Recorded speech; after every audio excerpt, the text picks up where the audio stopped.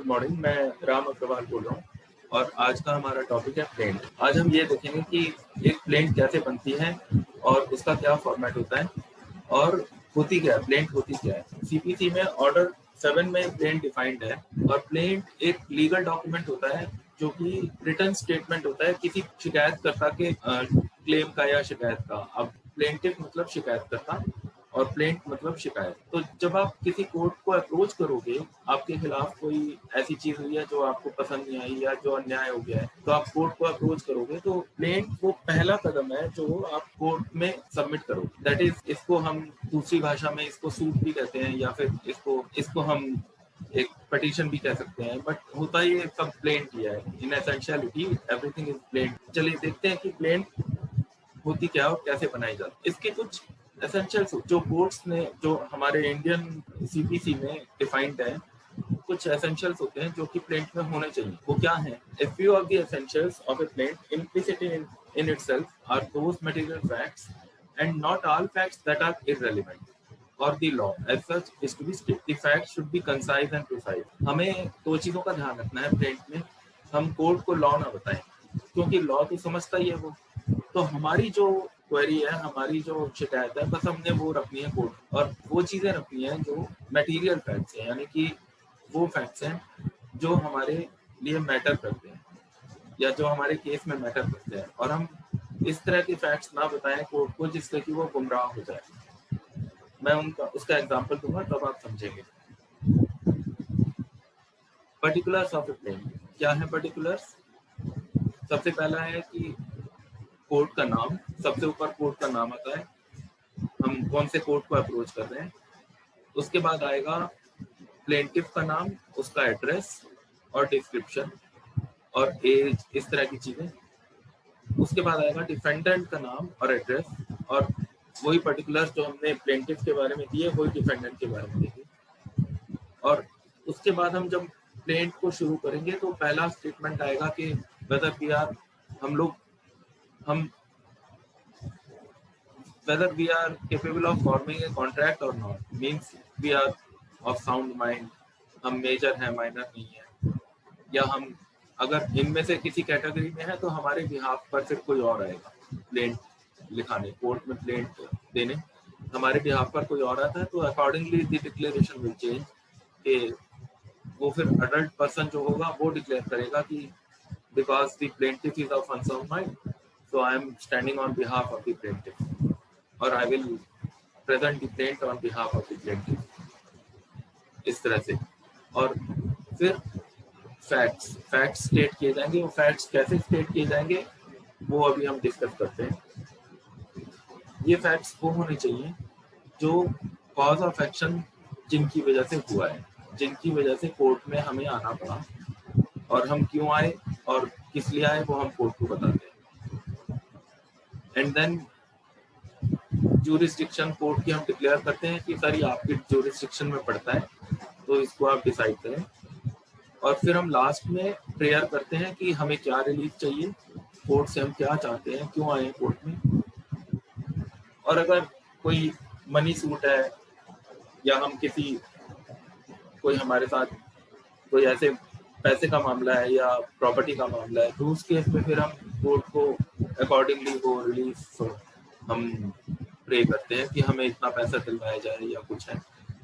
तो चलिए, सबसे पहले हमने, बाकी चीजें हम बाद में डिस्कस करते हैं, पहले हम प्लेंट का एक फॉर्मेट देखते हैं किस तरह से बनाई जाती है। Additional particulars, let us go into the format first and will come back to this additional particulars. ये फॉर्मेट है।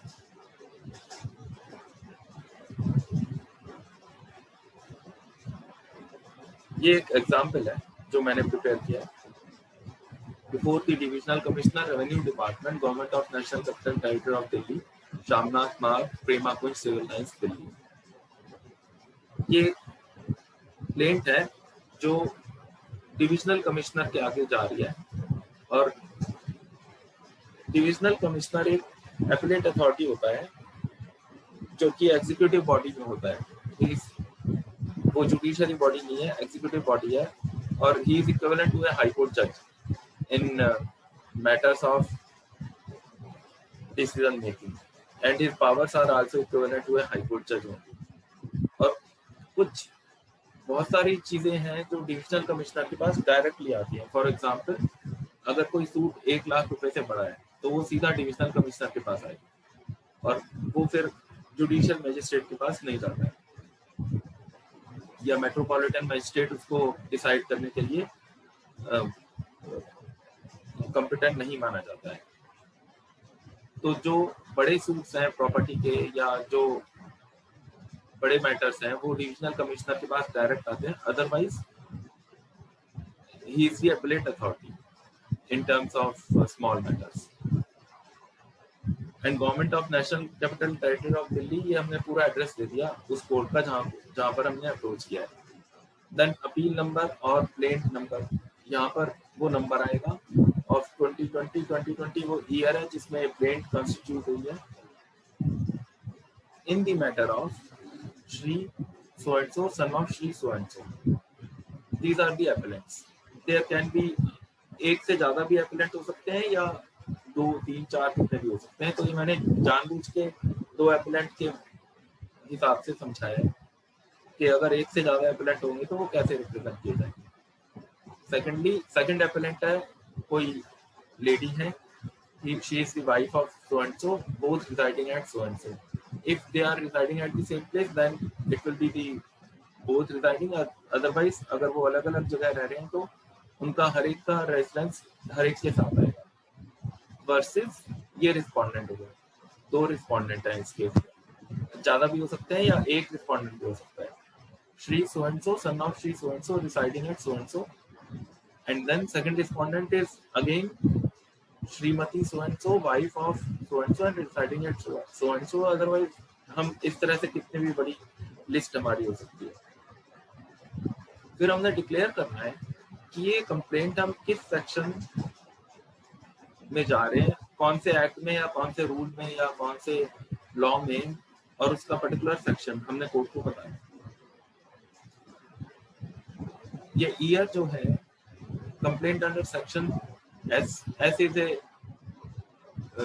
just a symbolic, तो हमने इसमें सेक्शन का नंबर देना of the so and so act, year that is हम for example 1896 और whatever जिस भी साल में वो एक्ट बना होता है। Read with rule so and so of 2009 for, read with rule means अगर हम कंकरेंट किसी और रूल को भी इन्वोक करना चाहते हैं, 2 लॉज को कंकरेंटली इन्वोक करना चाहते हैं तो हम इसमें ऐसे लिख सकते हैं। और this can be any number of laws, इसमें कोई लिमिट नहीं होती।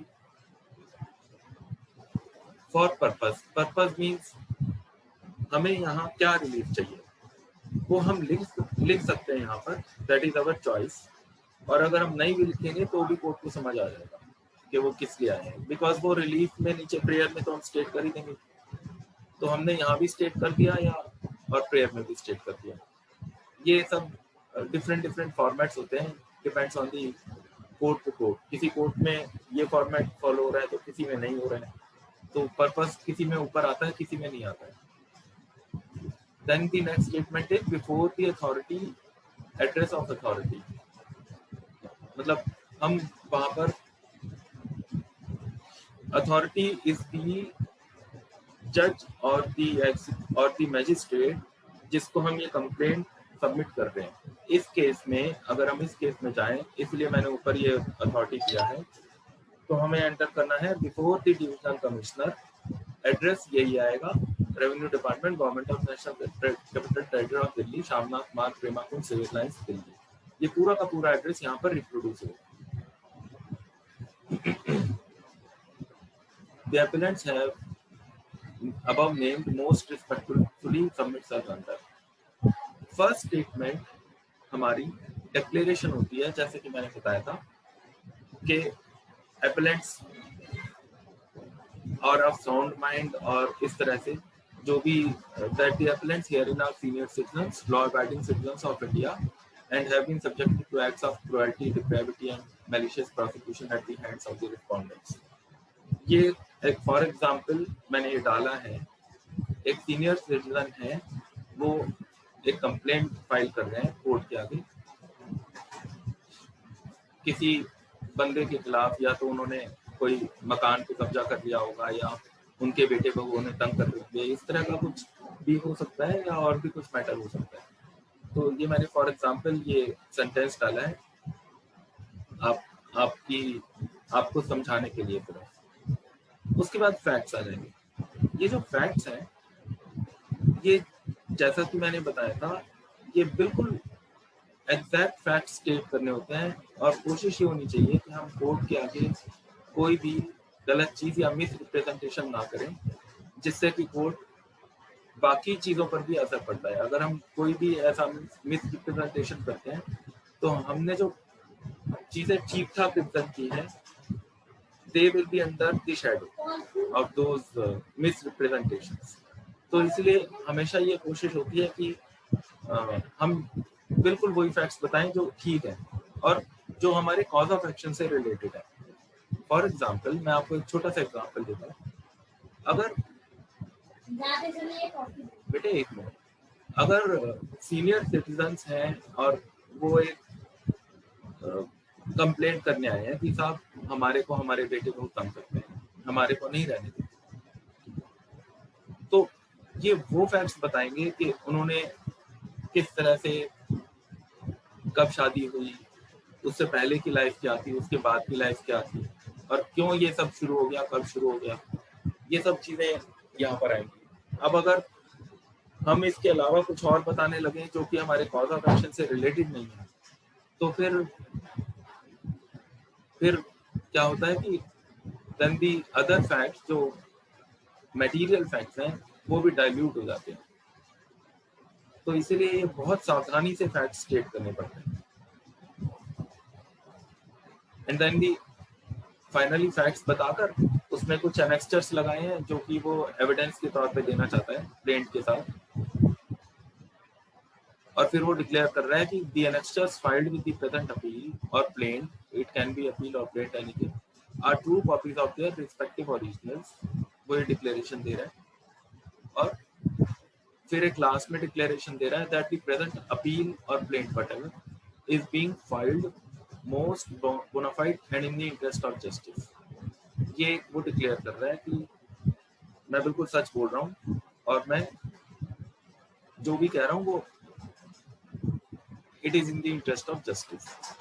Then we come down to the prayer, which is the most important part of the plaint. Prayer क्या कहेगी?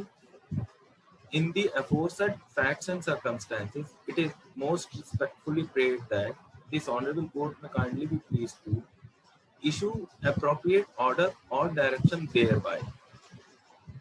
अब मान लो हमारे केस में अगर किसी के बेटा बहू उसको तंग करते हैं और वो चाहता है कि वो बेटा बहू उसकी प्रॉपर्टी से निकल जाए, तो वो क्या कहेगा यहाँ पर? इशू अप्रोप्रिएट ऑर्डर और direction thereby oust the respondents from my property with immediate effect, या जो भी वो प्रे करना चाहता है, जिस हिसाब से उसने कोर्ट को अप्रोच किया है, वो इस तरह की प्रेयर में लिखेगा। First prayer will be the main prayer by he has approached this court. Second, pass such other and further orders, directions as may be required in the interest of justice and is deemed fit and proper in the facts and circumstances of the case. ये एक standard statement है जो हर एक prayer में आती है। ये क्यों आती है कि जब हम कोर्ट को अप्रोच करते हैं तो हम कोर्ट के ऊपर भी कुछ छोड़ते हैं कि भाई मैंने तो ये प्रेयर की, लेकिन आप मेरा केस सुन के इन द इंटरेस्ट ऑफ जस्टिस जो भी आप फैसला देंगे वो मुझे मंजूर होगा। हम ये कोर्ट को एक विंडो देते हैं। और फिर dated appellant number 1, appellant number 2, जितने भी एप्लेंट्स हैं उनके सिग्नेचर्स होंगे, एंड देन प्लेस वेरिफिकेशन। ये एक स्टैंडर्ड स्टेटमेंट है जो कि हर एक प्रेयर के नीचे एक वेरिफिकेशन होता है that we are the ones who are submitting this plaint and it is true to the best of our knowledge. तो ये स्टेटमेंट क्या कहता है? We appellant number 1 son of so and so, and appellant number 2 wife of so and so or daughter of so and so or whatever, both residents of this address. अगर address अलग अलग हुआ तो यहाँ पर अलग आएगा और आगे भी अलग आएगा, हर एक appellant का फिर अलग अलग एड्रेस आएगा. Do hereby solemnly verify that the contents of para 1 to 9 are true and correct to the best of my knowledge, verified on this date and so at so and so place, and then the signatures by both the appellants. This is the prayer that has been made. अब आगे चलते हैं, एक affidavit पर आते हैं. Affidavit हम क्यों बना रहे हैं? जब हम कोर्ट के आगे प्लेन सबमिट कर ही रहे हैं, प्रेयर हमने दे ही दी, हर जगह हमने साइन कर दिए, तो एफिडेविट क्यों बना रहे हैं? तो रीजन क्या होता है इसका एफिडेविट का कि 99% केसेस में लॉयर्स होते हैं जो प्लेंट बनाते हैं, लॉयर्स होते हैं जो प्रेयर भी बनाते हैं, और लॉयर्स ही होते हैं जो सिग्नेचर करा के कोर्ट में सबमिट कर देते हैं. अब कल को अगर कोई लिटिगेंट ये कहता है कि साहब ये तो मुझे पता ही नहीं है मेरे लॉयर ने क्या लिखा, मैं तो कुछ अभी देख रहा हूँ, and it is a surprise to me कि मेरे लॉयर ने ऐसा लिख दिया है, तो उसमें क्या होता है कि आपकी तो क्रेडिबिलिटी क्वेश्चन में आई, लॉयर की भी क्रेडिबिलिटी क्वेश्चनेबल होगी, और कोर्ट फिर ये करेगा कि भाई पूरी प्लेट को रिजेक्ट कर देगा, कहेगा कि आप अपने आप देख लो आपका क्या है आपस का मामला, उसके बाद कोर्ट में आना. तो ये एफिडेविट सर्व करता है एक तरह का bridge between yourself and the lawyer. अब ये क्या कहता है वो देखते हैं. Before the Divisional Commissioner, Revenue Department, Government of National Capital Territory of Delhi, Shamnath Marg, Prema Kunj, Civil Lines, Delhi, appeal number so and so और plaint number so and so और petition number so and so जो भी जाएगा of 2020 in the matter of, again यहाँ पर appellants और respondents के नाम आएंगे, Shri so and so appellants versus Shri so and so respondents appellant. First sentence in this affidavit is son of I, son of father's name, aged about so and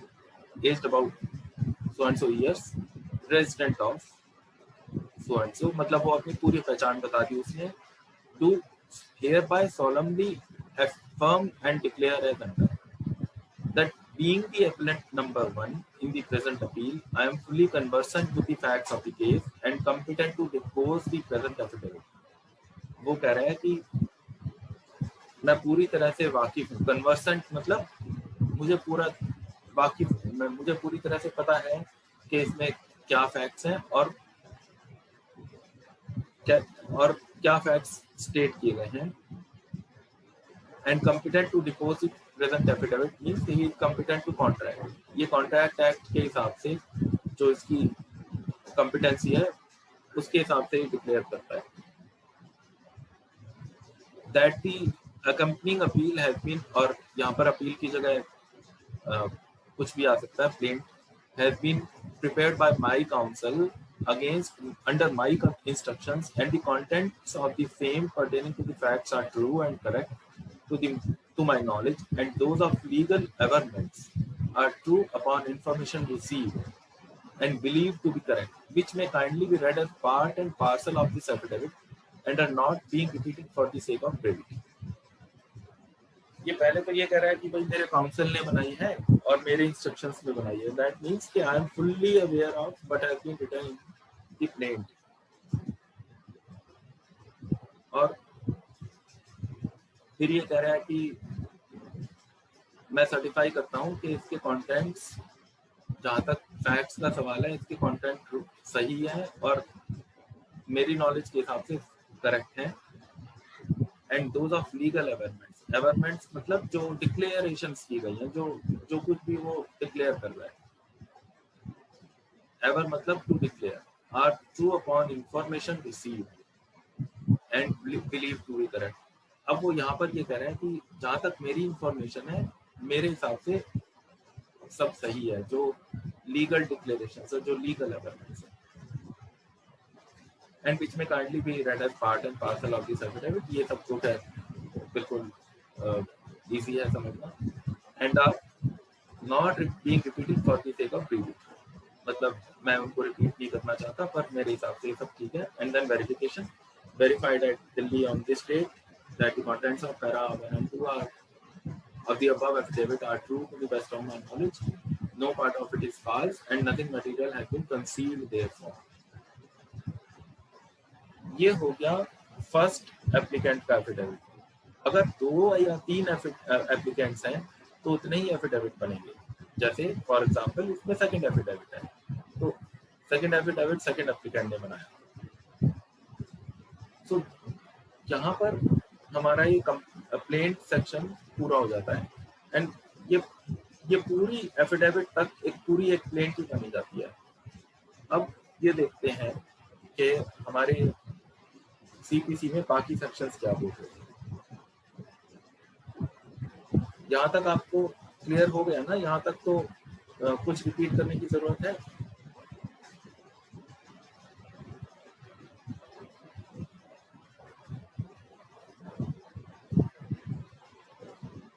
चलिए, मतलब नहीं तो हम आगे चलते हैं. एडिशनल पर्टिकुलर्स, कुछ और चीजें इसमें मनी सूट्स के बारे में दी हैं जो कि बड़ी सिंपल है समझनी. ये क्या कहता है? ऑर्डर 7 में 2 रूल 2 ये कहता है कि अगर हमारा कोई मनी सूट है, यानी कि कोई किसी पैसे के मामले में धोखाधड़ी हुई है या हम किसी के ऊपर पैसे का कोई क्लेम डाल रहे हैं, तो हमें कोर्ट को एग्जैक्ट अमाउंट बताना पड़ेगा कि हम कितना क्लेम डाल रहे हैं और क्यों डाल रहे हैं. और अगर हमको ये पता ना हो कि एग्जैक्ट क्लेम कितना बनेगा, मान लीजिए कि कोई ऐसा कुछ हो गया कि कोई हमारे पैसे लेके भाग गया, उसके बाद हमें ये नहीं पता कि उसके ऊपर हम कितना इंटरेस्ट क्लेम करें, क्या करें. कोई अनपढ़ आदमी नहीं जान पाएगा.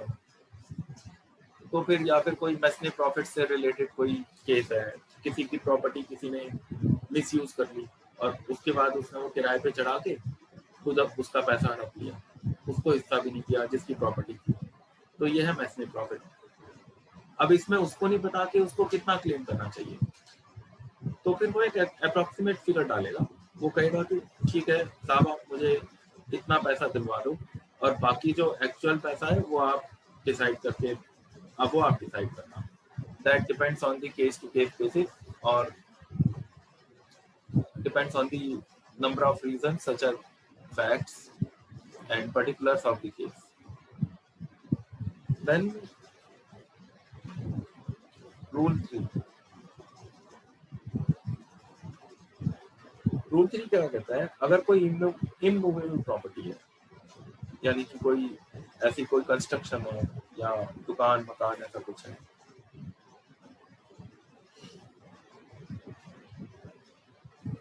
और ऐसी प्रॉपर्टीज के मामले में उसका पूरा एड्रेस और बाउंड्रीज यानी कि जो मेजरमेंट्स हैं वो कोर्ट को बतानी पड़ती है. ये छोटे छोटे रूल्स हैं इसमें.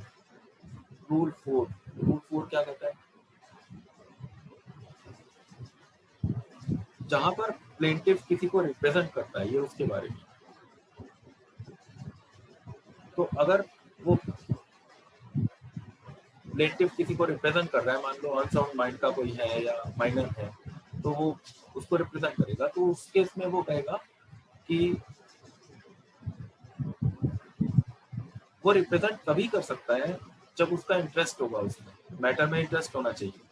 यानी कि मतलब ये हुआ कि मान लो कोई अननोन पर्सन है, मुझे कोई बच्चा मिल गया, उसने कहा मेरे साथ ये अन्याय हो गया, तो अब मैं हूँ, मेरे लिए वो अननोन है. I don't have any interest in his claim और ऑन हिज बिहाफ. तो उस केस में ये ऑर्डर ये कहता है कि अगर मेरा इंटरेस्ट नहीं है तो मैं उसके बिहाफ पे क्लेम नहीं कर सकता. वेरी सिंपल, ये बहुत सिंपल है. और फिफ्थ रूल 5,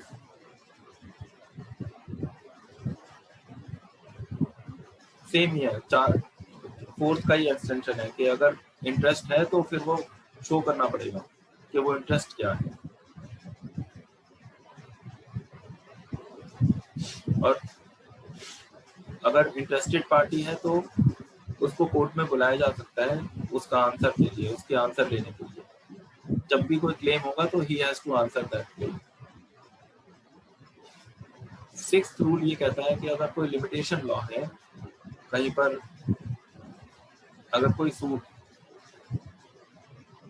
किसी पीरियड के एक्सपायर होने के बाद डाला गया है तो फिर उसमें हमको कोर्ट को ग्राउंड बताने पड़ेंगे कि हम एग्जेम्पशन क्यों चाहते हैं, लिमिटेशन से हमें एग्जेम्पशन क्यों चाहिए, किस रीजन से हम with in the limitation period नहीं आ पाए, वो कोर्ट को हमें रीजन देना पड़ेगा। सेवेंथ रूल ये है कि जो भी हम रिलीफ चाहते हैं वो हमको स्पेसिफिकली स्टेट करना पड़ता है। बहुत सिंपल रूल्स हैं, कॉमन सेंस के रूल है सब। एट रूल कि हम जितने भी ग्राउंड्स पर हम रिलीफ चाहते हैं उनका हमें स्पेसिफिक अलग अलग लिखना पड़ेगा। हम मान लीजिए 3 ग्राउंड्स हैं, 2 ग्राउंड्स हैं, कोई ग्राउंड हमारा डोमेस्टिक वायलेंस का है, कोई ग्राउंड हमारा फाइनेंशियल डिप्रेविटी का है, कोई ग्राउंड हमारा और किसी चीज का है, नॉन मेंटेनेंस का है, तो हमें हर एक ग्राउंड का रिलीफ सेपरेटली क्लेम करना पड़ता है, तो ही कोर्ट समझेगा कि हम किस तरह का रिलीफ चाहते हैं। और ये 9th रूल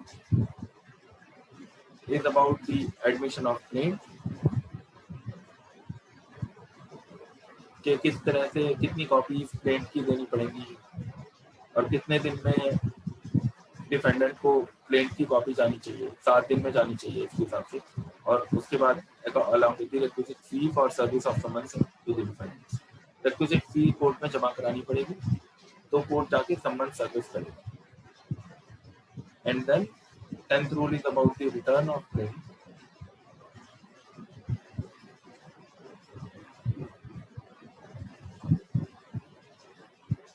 ये कहता है कि अगर कोई भी प्लेंट किसी मामले में अगर किसी चीज में कमी पाई जाती है तो court can return the claim.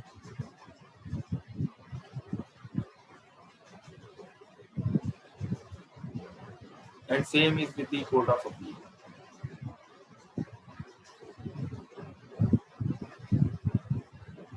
और अगर ऐसा होता है तो the court has to specify the reasons for returning the claim, कि वो क्यों रिटर्न कर रहा है, वो रीजन स्टेट करना पड़ेगा। And then court next is कि court has to then tell the date of appearance, कि भाई अभी हम ये रिटर्न कर रहे हैं क्योंकि इसमें ये कमी है, और आप इसको, वो कोर्ट एक टाइम देगा, आप इसको 30 दिन के अंदर दोबारा लेके आइए, और नहीं तो फिर ये प्लेंट रिजेक्ट कर दी जाएगी। वो नोटिस कोर्ट प्लेंटिफ को देता है।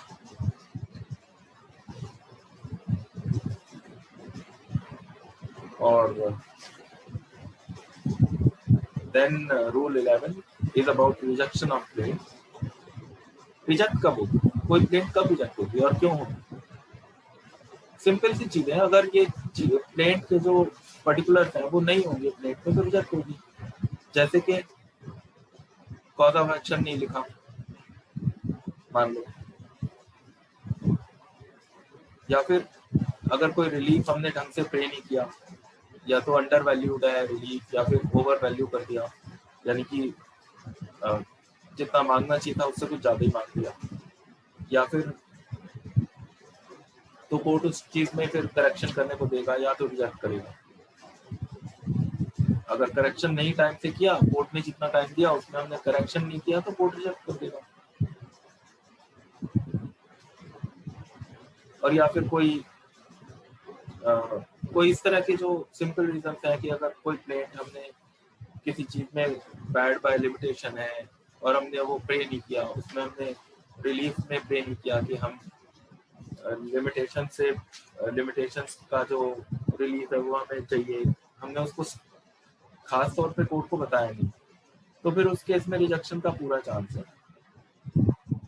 और जब कोर्ट रिजेक्ट करेगा तो उसके बाद वो रीजन के साथ रिजेक्ट करता है।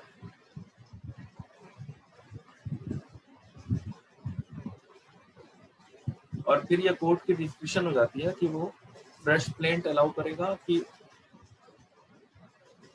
और अगर कोई ऐसा रीजन है जिसमें कि कोर्ट ये कहता है कि भाई ये प्लेंट ये कॉज ऑफ एक्शन ही गलत है, ये प्लेंट एडमिसिबल ही नहीं है, तो उसी कॉज ऑफ एक्शन के अंदर वो दूसरी प्लेंट एक्सेप्ट ही नहीं करेगा। That is entirely to the description of the court.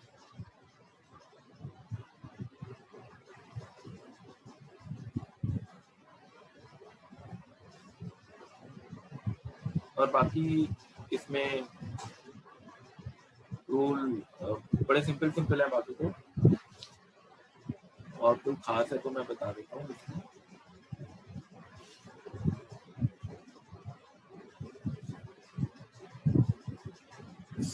जैसे अब 16 नेगोशिएबल इंस्ट्रूमेंट से रिलेटेड है, 17 शॉप बुक से रिलेटेड है। ये बड़ी सिंपल है और बड़े स्पेसिफिक से रूल्स हैं।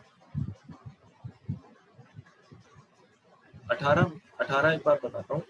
इन admissibility of document not produced when plaint file. इसका मतलब क्या है कि अगर कोई ऐसा डॉक्यूमेंट है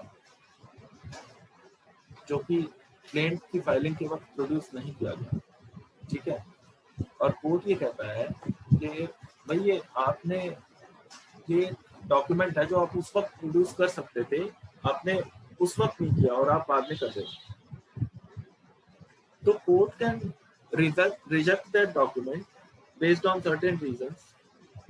कि अगर कोई आपके पास ऐसा रीजन नहीं है, आप उस वक्त कर सकते थे, बाद में आपने आफ्टर थॉट आपको बाद में ख्याल आया, बाद में आप कर रहे हो, तो कोर्ट फिर उस केस में प्लेंट भी रिजेक्ट कर सकता है और डॉक्यूमेंट को रिजेक्ट कर ही सकता है। यहाँ तक हमारा प्लेंट हुआ। इसमें कोई चीज रिपीट करनी है तो आप मुझे बताओ।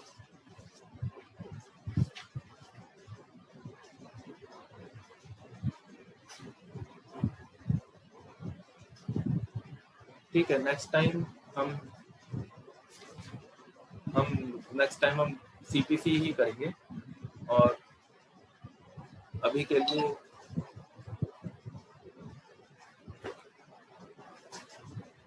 गुड मॉर्निंग, मैं राम अग्रवाल बोल रहा हूँ और आज का हमारा टॉपिक है प्लेंट। आज हम ये देखेंगे कि एक प्लेंट कैसे बनती है और उसका क्या फॉर्मेट होता है और होती क्या है, प्लेंट होती क्या है। सीपीसी में ऑर्डर 7 में प्लेंट डिफाइंड है और प्लेंट एक लीगल डॉक्यूमेंट होता है जो कि रिटर्न स्टेटमेंट होता है किसी शिकायतकर्ता के क्लेम का या शिकायत का। अब प्लेंटिव मतलब शिकायतकर्ता और प्लेंट मतलब शिकायत। तो जब आप किसी कोर्ट को अप्रोच करोगे, आपके खिलाफ कोई ऐसी चीज हुई है जो आपको पसंद नहीं आई या जो अन्याय हो गया है, तो आप कोर्ट को अप्रोच करोगे तो